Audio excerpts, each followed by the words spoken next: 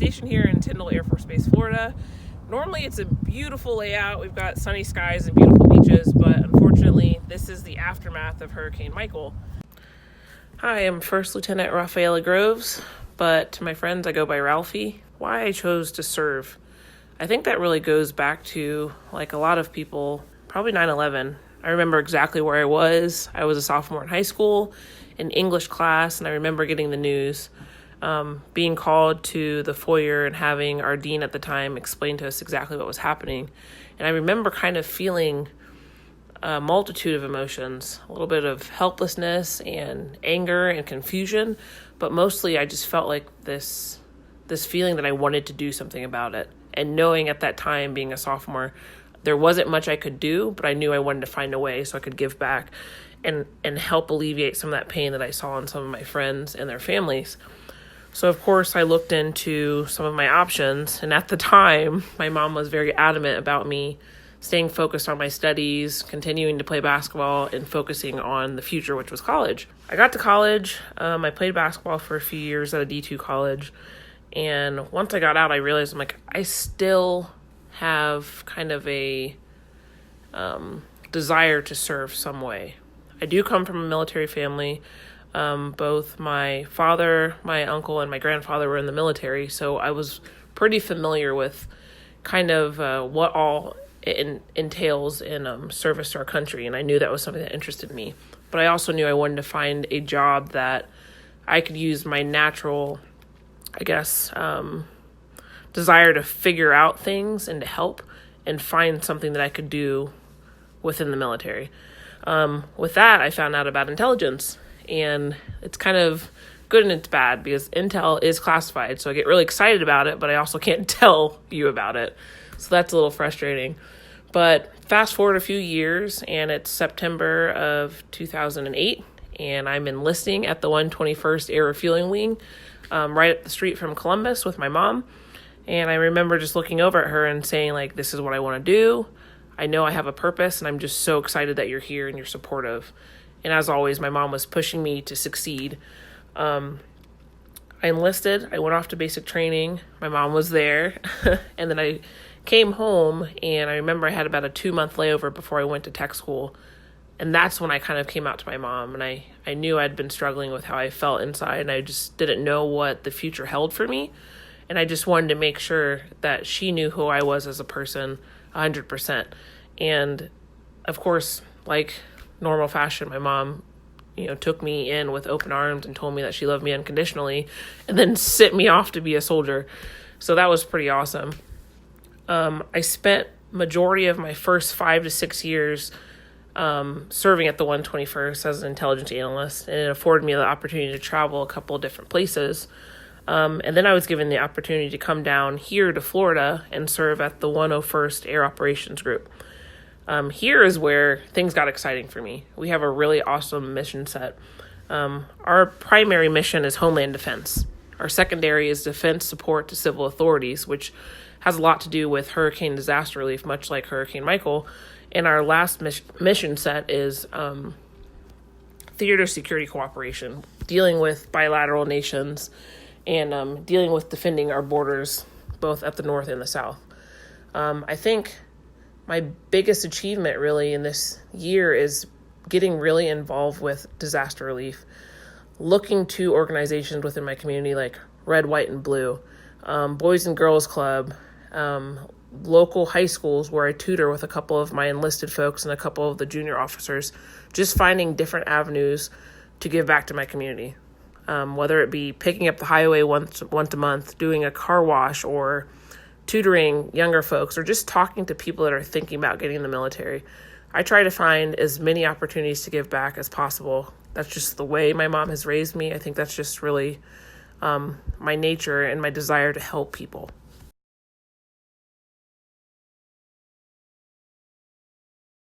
So I'm Jonathan Gill. I served in the United States Marines, where I did one tour in Afghanistan in 2011. I think ever since I was a young kid, I always thought of wanting to serve others and help other people, a sense of purpose in my life. When I was younger, even then, I was in the Young Marines, which is like Boy Scouts on steroids, essentially. When I joined the Marines, I actually joined like a year before I was eligible to go to boot camp. I was all motivated, running 3 miles like multiple times a week, doing all the pull-ups. The idea of being gay or queer or anything like that, it's something that I often didn't even think about at all consciously. Especially when I was joining the Marines, it was something that I think allowed me to kind of revel in a sense of masculinity. I didn't even think of it like that at the time, but I was definitely able to pass. I look back at one thing when I was in the delayed entry program, and the recruiter out of nowhere asked me one day, "Gil, are you gay?" And I said, it caught me off guard. I said, "No." And I always thought it was just kind of like a playful nature of the Marines. But thinking about it now, I'm not really sure where that came from, why they asked that. This was when Don't Ask, Don't Tell was still around. I can remember back when I was training in the Mojave Desert for Afghanistan. It would be before my first deployment and only deployment with the Marines. And it was around the time where President Obama had mentioned repealing Don't Ask, Don't Tell, and that it was coming. It was the only time I really heard anyone talk about the issue at all, and something I didn't really focus on until I started hearing a few Marines, not the majority, talking very obnoxiously about how, I don't want anyone that's gay, or that's not going to fly with me. And that's when I started to, I think about that part of myself that's didn't think about a lot, if at all. I was like, well, what's that mean? This is someone I'm about to go deploy with and be in combat with, and maybe risk my life with and for. So why do they even care? That's when it kind of came to the forefront for me, thinking about that. And how excited I was that this was being repealed. And I think back to when I was in school, the few times where it did come to my attention was when I heard other people being homophobic or saying something like that. I always joke and say I was the bully's bully. I definitely stood up for people who were getting picked on. It's particularly that because I think it was in the back of my mind. It wasn't something that I thought about or identified as explicitly, but I definitely put people in their place when they said things. And I look back on that and kind of laugh about that now. When I actually deployed to Afghanistan, it was when Don't Ask, Don't Tell was finally repealed. That night I had a dream that I was back in school. I think it was like elementary school. And I was just walking and I had this intuition that I had come out. I was gay. I distinctly still remember sitting in a classroom, like the old fold chairs, with the desk that folds up and down. And I just had this sense of calm, sense of peace and joy that I think is the closest thing I think I've had to maybe a spiritual experience. But it was just the inner sense of peace that I don't think I've had a dream that powerful since or before. It's hard to describe, but I can still kind of, feel it. And I was like, I don't want this to go away. And that's when I decided, at the time, I opened up Facebook on my laptop here in the desert of Afghanistan. And I wrote a message basically to the effect of, it's Christmas morning, which was kind of funny how it happened. And I wrote, this is either going to be a present or coal, but, here's what's going on with me. And I remember closing the laptop and going to brush my teeth and get ready for the day and then go to breakfast. And I just remember being around all the people, all my peers. Might be the last time some of these people talk to me. What's going to happen when they read this? It was kind of exhilarating at the same time. It was like, this is it. I had no choice. I'd rather be honest with who I am. And I think part of it had to do with the setting of Afghanistan. Like any day could be your last, or just being on edge. I wanted just to be really radically authentic with myself. But to my shock and my surprise, in a good way, I actually got a lot of support. I think, and any Marine or military service member will know that they were poking a lot of fun at me, but that meant that they were comfortable with what I said and what was going on. And as long as someone can carry a rifle and shoot it well, or pull their weight, that's what you need to worry about out here. The biggest thing I took away from that was by living authentically, doing that, other people notice that, and I think it brings that out in others. I think that it gives other people a sense of safety and hope. I had a lot of people, sometimes not sober, after we got back from the deployment say, you know, what you did was really important, and then they would never say anything else. A few of the Marines that I never even knew would tell me that they had 2 moms and tell me stories that I probably haven't told anyone in a long time. And that was something that I think stuck with me, is just that how powerful our own journeys are for other people. One of my friends had told me, hey, there's this group that meets, I think you'd like to go, we're family. And I said, well, what's family? And they explained to me that that was a word that they used for other LGBT people that were serving. I guess it's been around, it was around before the Don't Ask, Don't Tell was repealed, and it was called OutServe. And it's essentially a support group for veterans who identify as LGBT. And so I went, and it was really great. I met other people like me. And even when I returned, I stayed involved and eventually helped be like a chapter co-leader in North Carolina. We just advocated for policy change and supported one another on a social level, which was really important, because you definitely could feel very lonely without that.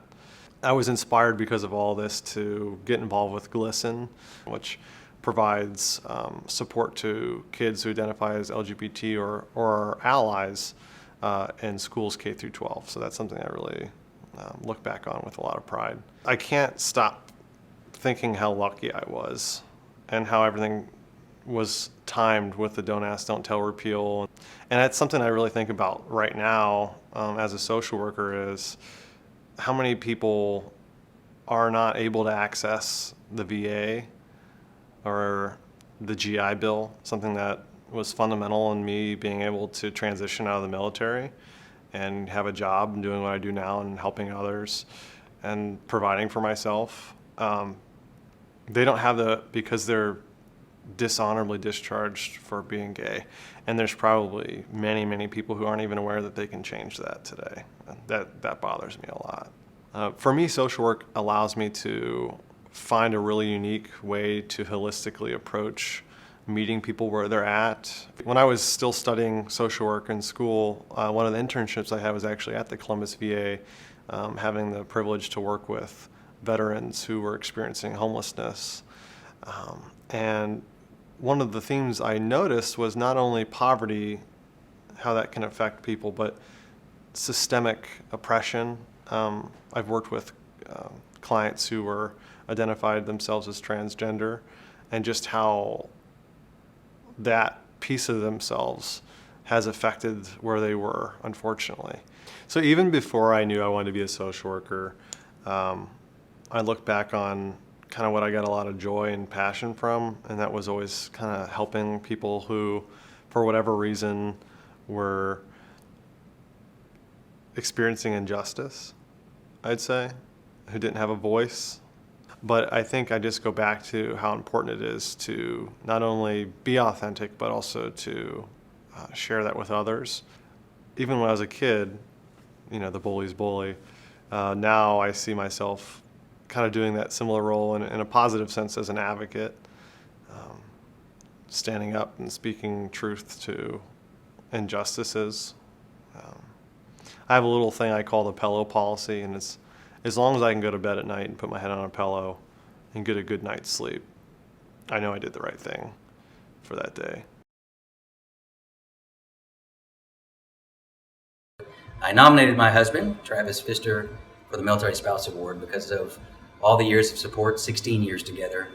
And he's always been there, keeping the home and business running. I'm gone frequently on work trips. I was deployed for 6 months in 2016. And Travis has always been my rock. He's always been there to keep things solid and moving as they should. And I'm very, very proud of you. And thank you for all that you do. Thank you, Travis. My name is Travis Pfister.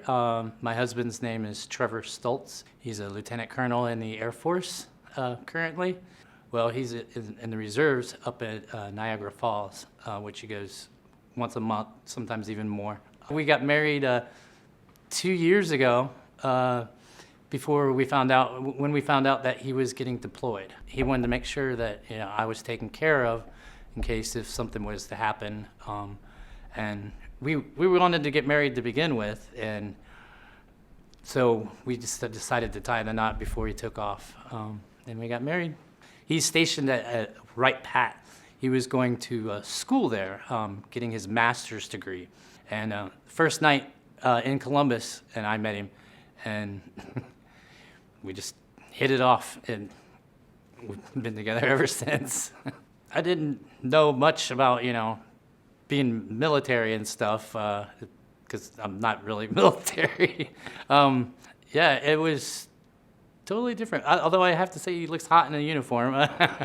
He always used to tell me that, you know, Air Force guys, that they never stay stationed in one place too long, that they always have to keep moving. So that was always a kind of thing in the back of my mind, like, oh yeah, he's going to have to move out of Ohio. But he ended up getting out full-time and joining the reserves so he could stay here in Ohio. You know, being a spouse, but of the gay spouse, I mean, it was don't ask, don't tell was there, so we didn't really boast about it. I know other, like if it was a traditional marriage that the wife or husband could go, but no, I didn't go anywhere with him.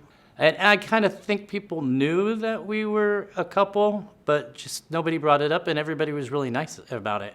When I found out that I was getting this award, I had mixed feelings at first, because I was like, Trevor, you know, I'm really honored to have this award. I said, but I feel like I'm not deserving. And then he started pointing out, well, look, you're my rock. You are part of the military family, being married to me. And, you know, look at what all you did while I was gone, like when he was gone for 6 months on a deployment. You know, I took care of the house. I took care of the business that we started, which I had really scared, mixed feelings about that. I was like, why did we start a business if you're going to turn around and leave for 6 months and I got to do it on my own? But it made me stronger. It definitely made me stronger. And when you're with a military spouse, or, you know, your husband's military, there's a lot of different things that you've got to watch. He gave a speech at an Army reserve, and I actually went to see it, which is just how change has come within the military. And he did a great job giving a speech, and actually everybody was very warm and inviting and meted me and everything. They were very respectful. Not at all what I was expecting. I'm kind of a little scared about that, because I'm just like, oh yeah, okay, these are the gay guys, you know, blah blah. Yeah, but no, it was very warm reception, which I'm glad that I was able to go see him speak, because I've never seen him speak before.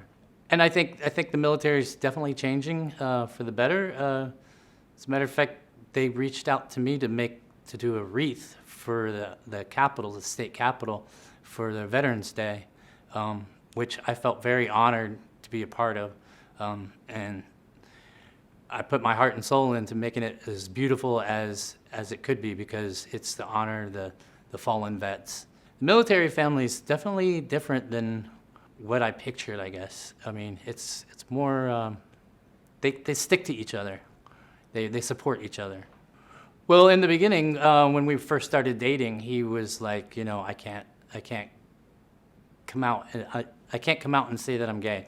And so I made sure that what I posted on social media and stuff was nothing that would harm him or his career, because I know what his career in the military meant to him, and just one slip up and it could have been disastrous. Back in the day, he proposed to me and asked to marry me, and I said, I will marry you under one condition. I want to marry you in your uniform. And he said, I can't do that. And I said, well, then I can't marry you. He goes, well, you put down your condition, I'll put down my condition. My condition is when it's legal here in Ohio. And I was like, oh, okay. Well, then that came. And I was like, oh, we're getting married. And yeah, we eventually did. And he did get married in his uniform, which is what I always wanted.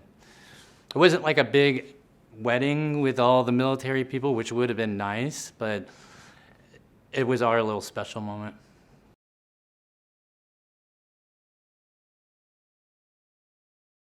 I'm Tammy Scott. I joined the military in 1998, the Army Reserve, went in as a specialist and did my 6 years service to include a tour in Iraq from late 2003 till 2005. Completed everything, and when I got out, I still had a passion for serving, so I decided to be a police officer, and I'm currently a police officer for the city of Whitehall.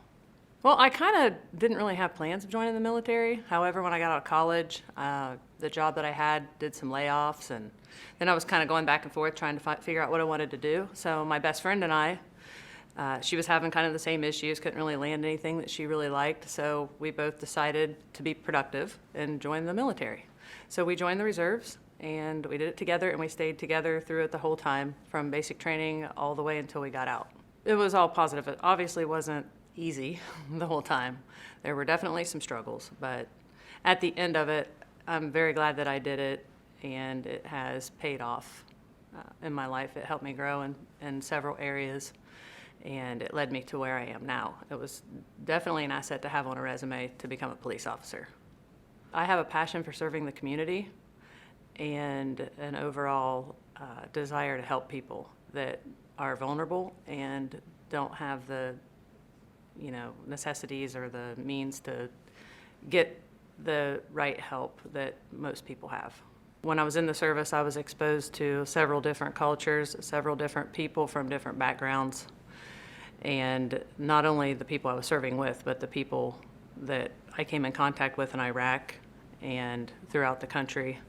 I was on several different missions to recruit for the military, so I got to interact with people from different backgrounds, from low socioeconomics to, people with money. Got to put my hand in a little bit of everything, which I think helped me establish myself to get where I am now. And I think that I am pretty well known in the community where I serve now, and I'm proud of that, and I enjoy helping people on different levels. Well, my girlfriend Nicole, she shocked me with this. I wasn't really expecting this, but I think that she nominated me because she knows what my passions are, and I believe she wholeheartedly believes I'm good at what I do. And she works with mental health people, mental illness at The Ohio State University, and a lot of the people that I deal with on a regular basis get turned over to her and her staff. She's kind of gotten to see me work with the mental health community, and she has been in the field for 20 years, and she has told me several times, and not just because she's my girlfriend, but she's told me several times that I have a unique ability to be able to handle people that are suffering from several different mental illnesses.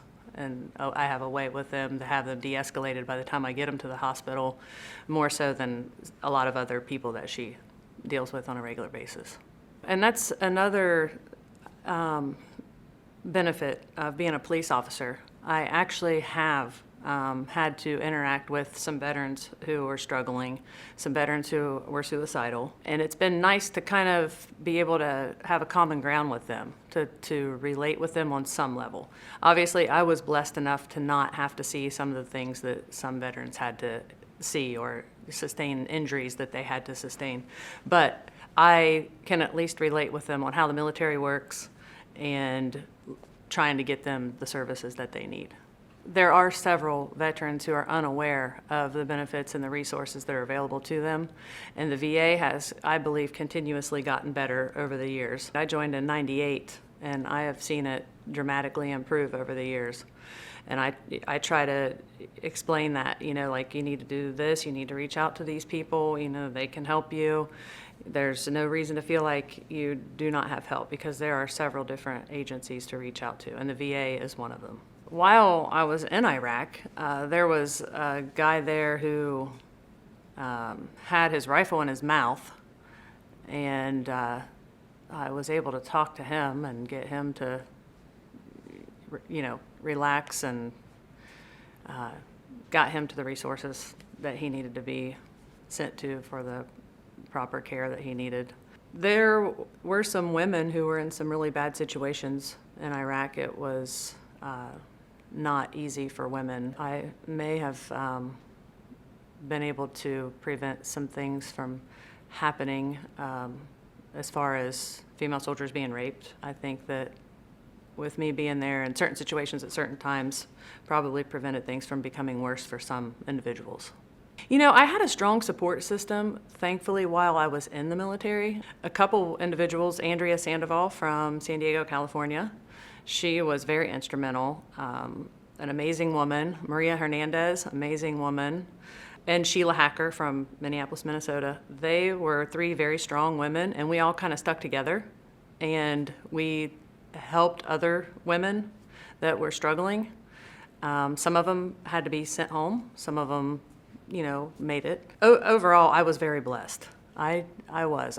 Some of the things that I saw happen really bothered me, but I think I've been able to accept that and overcome and, think about things that can be done maybe to prevent those things from happening or decrease those circumstances. Women in general need to be aware of the dangers that can be associated with going to a war zone. It's not necessarily the enemies that we're fighting, but within our own military, there are a lot of women who get taken advantage of, mentally and physically. And I think having an awareness of that, I think sometimes we don't do a very good job of preparing women for what they need to be aware of. Without having that awareness, they slip into the grooves and become victims. But I think if it's more talked about and there's more of an awareness, that it's definitely going to decrease those instances of rape, suicide. I know of a female who was raped multiple times while overseas, and she did, when she got back, she dealt with her issues and still continues to deal with them today, but she has also put a lot of effort into reaching out to women who have been victims and women who are going into the service. She has had newspaper articles done in Cleveland, Cincinnati area, where she's worked with the VAs and tried to put that information out there so that women are more aware. I just think that before people jump into joining the military, they should absolutely think about why they want to join and be prepared for the mental anguish that can come with it, and be prepared to deal with it and not feel like you're alone, because there is a large support system. It has paid off tremendously in my civilian life. It's made me a much stronger person. It's really helped me as far as law enforcement is concerned with being mentally and physically prepared. There's been times in my current position where I've felt like, I've run into some major obstacles, but my passion for the community kept me there. And it's been nice to be able to continue my service with law enforcement. Even though it's in a different capacity, I'm still serving my community and my country.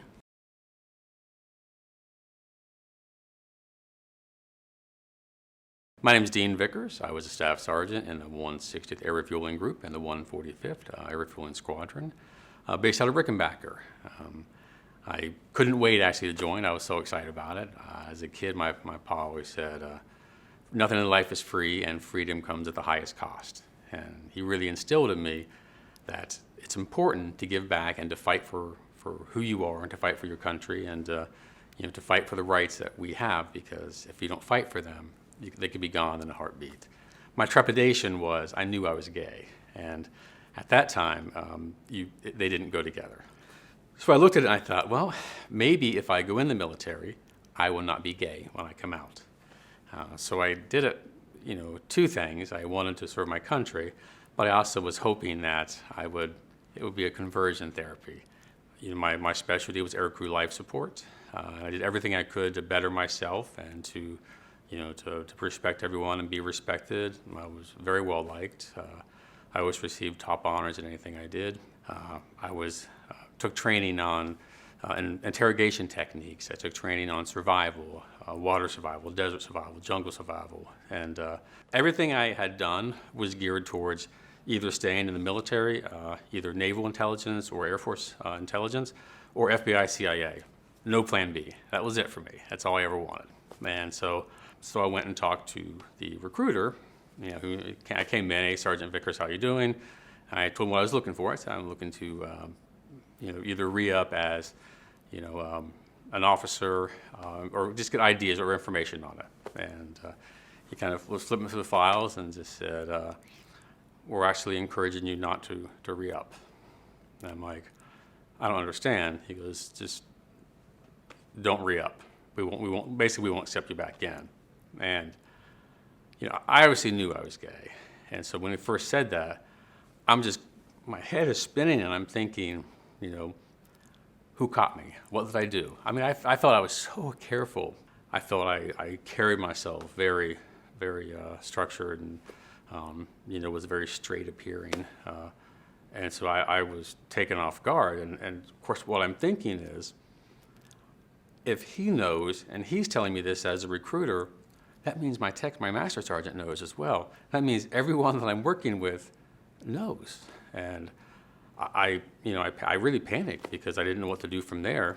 I felt I can't go back to the group that I'm part of knowing that they all know, and they're just waiting for me to buy time or waiting for me to mess up. I was so close to discharge, it's like they were just letting me ride it out as opposed to making a big scene. And so what I ended up doing, I transferred. I transferred to the Marine Corps. And I was thinking, this will work out. I'll stay in the military. I didn't even try officer. I just did enlisted, just to kind of keep me in the flow of everything. I went to the processing station and got there at like 0700, and 5 o'clock, I'm still there, and all these other groups have left. And I'm thinking, what? I don't understand what's going on here. And so I talked to the person, and he just said, "Upon further review of your files, we found some information that will not allow you to go forward." Maybe this is time for me to look at the FBI or CIA more vigorously. A fraternity brother of mine's dad was a recruiter for the FBI in Cincinnati. And so I was trying to find a way to ask questions without asking questions, and what do you look for to basically to get rid of someone or to not hire someone or not bring someone on board? You must be looking for certain characteristics, or what would that be? And he goes, "Oh, we make sure no drugs." I'm like, "Yeah, no drugs." He goes, "I want to make sure that you're not a thief, you're not this, you're not that." And lists all these things, but not to what I wanted to know.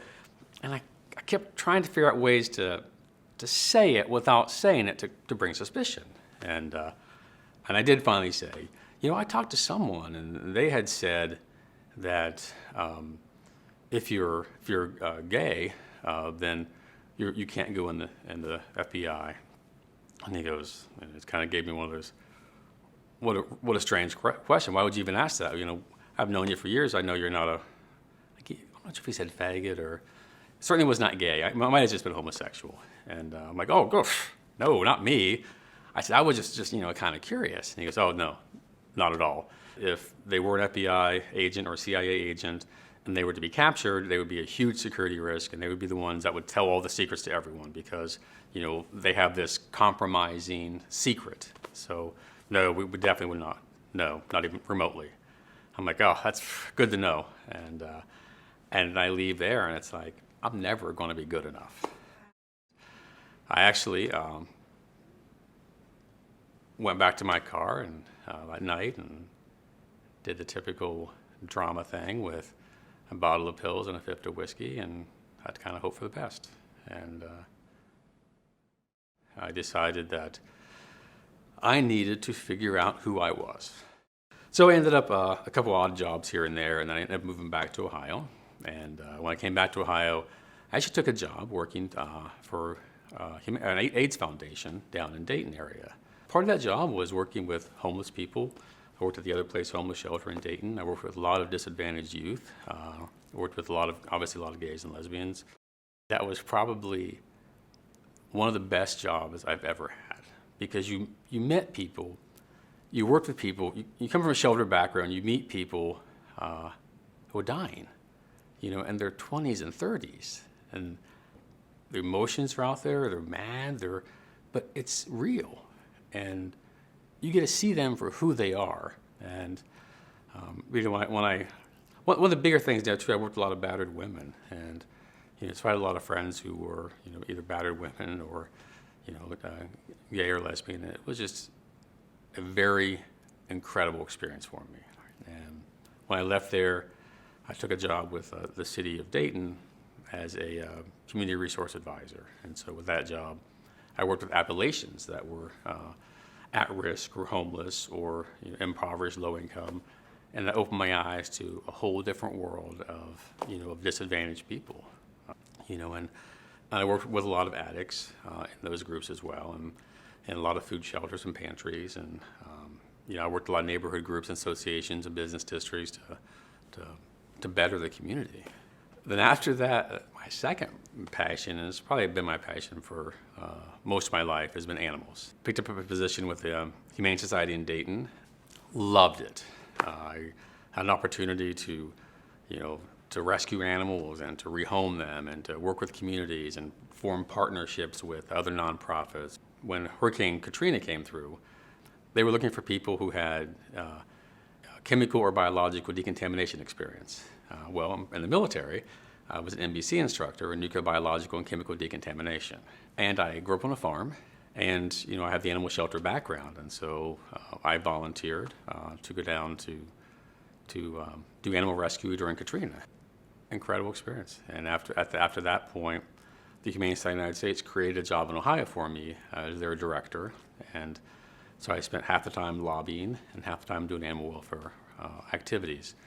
Like, I'm still very active now with volunteer activities. My mom always said it's important to leave the world better than it was when you were here, and I believe that, and that's what I teach our kids as well.